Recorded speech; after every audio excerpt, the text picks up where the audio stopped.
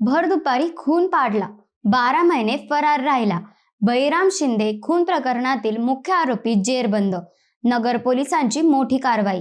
मंडळी, अहिल्यानगरमधील गाजलेल्या बळीराम शिंदे खून प्रकरणात मोठी घडामोड समोर आली आहे. नगर तालुक्यातील गुंडेगाव येथील बळीराम देवीदास शिंदे यांचा निर्घृण खून प्रकरणातील मुख्य आरोपी ओंकार उर्फ गोट्या हरकुस बोठे याला नगर तालुका पोलिसांनी अटक केली आहे. 22 जून 2025 रोजी गुंडेगाव देऊळगाव सिद्धी रस्त्यावर जुन्या वादातून हा खून झाल्याचा आरोप आहे. या प्रकरणात डॅनियल येशुदास जावळे, नवनाथ उर्फ राहुल दिलीप राऊत आणि सोन्या उर्फ अमोल चंद्रकांत भुजबळ यांना यापूर्वी अटक करून दोषारोपपत्र दाखल करण्यात आले आहे.